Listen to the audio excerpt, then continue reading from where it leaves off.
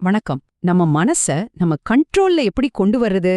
நம்மளோட எண்ணங்களையும் செயல்களையும் நாமளே தீர்மானிக்கிற அந்த பவர், அத பத்தி தாங்க நாம இன்னைக்கு தெரிஞ்சுக்க போறோம். வாங்க உள்ள போகலாம். இது தப்புன்னு நமக்கு நல்லாவே தெரியும். ஆனா தெரிஞ்சே ஏன் அந்த தப்பு பண்றோம்? நம்ம எல்லாருக்குமே இந்த கேள்வி இருக்கும் இல்லையா? இதுக்குள்ள ஒளிஞ்சிருக்கிற காரணத்தை நம்ம ஒன்னா சேர்ந்து கண்டுபிடிக்கலாம்.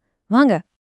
சரி, நம்ம மனச ஒரு நிமிஷம் கூட நிக்காத ஒரு பெரிய நீர்வீழ்ச்சி மாதிரி கற்பனை பண்ணி பாருங்களேன். எண்ணங்கள் அருவி மாதிரி கொட்டோன்னு கொட்டிக்கிட்டே இருக்கு. நம்மால அதை அடக்கவே முடியாதுன்னு தோணும் பாருங்க. அந்த ஓட்ட தான் நம்ம மன அமைதிக்கு பெரிய தடையா இருக்கு. நம்மள பல பேருக்கு இந்த மாதிரி மனசுக்குள்ள ஓயாம பேசிட்டே இருக்கிறது சகஜமாகிடுச்சு. ஆனா ஒன்னு தெரியுமா?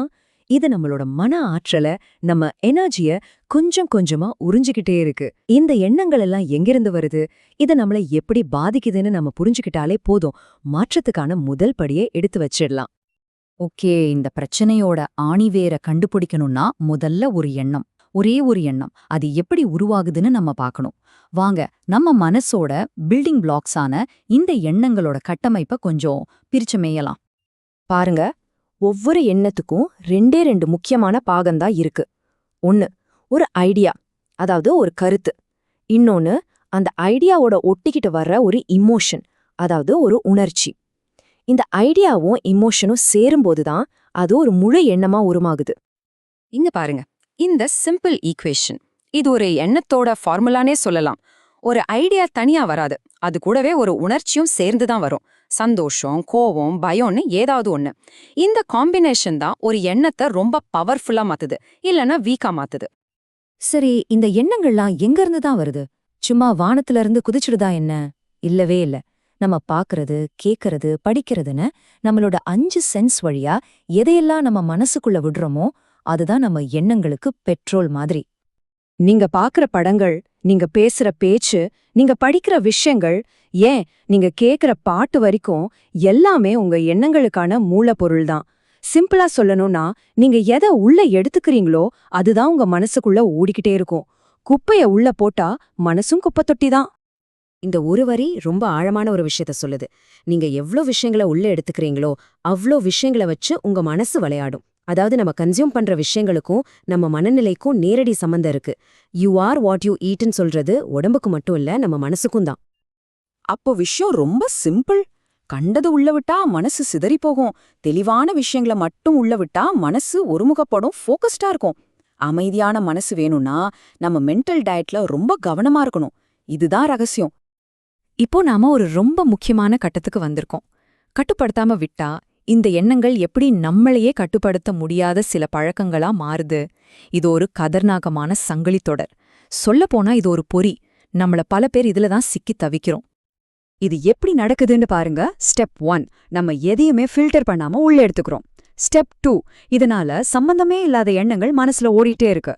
ஸ்டெப் 3, போக போக இதுவே ஒரு கெட்ட பழக்கமா மாறுது. கடைசியா ஸ்டெப் 4, செய்யவே கூடாதுன்னு நினைக்கிற விஷயங்களை நாம செய்ய ஆரம்பிச்சிடுறோம். இது ஒரே நாள்ல நடக்காது, மெதுவா நம்மளே அறியாம நடக்கும். இதுதான் அந்த நாலேஜ் ஆக்ஷன் கேப்னு சொல்லுவாங்க. அதாவது அறிவுக்கும் செயலுக்கும் நடுவுல இருக்கிற ஒரு பெரிய இடைவெளி. எது சரின்னு நமக்கு தெரியும், ஆனா அதை செய்ய முடியாது. எது தப்புன்னு தெரியும், ஆனா அதை நிறுத்த முடியாது. ரொம்ப கொடுமையான ஒரு நிலைமை இது. மகாபாரதத்துல பீஷ்மர் சொல்ற இந்த ஒரு வரி, அப்பப்பா, இந்த நிலையை இதைவிட யாராலையும் சரியா சொல்ல முடியாது. ஜானாமி தர்மம் ந சமே பிரவருத்திஹி. அதாவது, எனக்கு தர்மம் எதுன்னு தெரியும், ஆனா என்னால அதை செய்ய முடியல. அதர்மம் எதுன்னும் தெரியும், ஆனா என்னால அதை நிறுத்தவும் முடியல. இது நம்முள்ள பலரோட மனசாட்சியின் குரல் மாதிரி இருக்கு இல்லையா? சரி, இப்போ சொல்யூஷன் பாட்டுக்கு வருவோம். நம்பிக்கையோட பகுதி இது. இந்த பொறியிலிருந்து எப்படி வெளியே வர்றது? ஒரு பழக்கத்தோட அடிமையா இல்லாம நம்ம வாழ்க்கைய நாமளே தீர்மானிக்கிற ஒரு முடிவெடுப்பவரா எப்படி மாறுறது? அத பத்தி தான் இப்ப பார்க்க போறோம். இங்க பாருங்க, இந்த ரெண்டுக்கும் உள்ள வித்தியாசத்தை.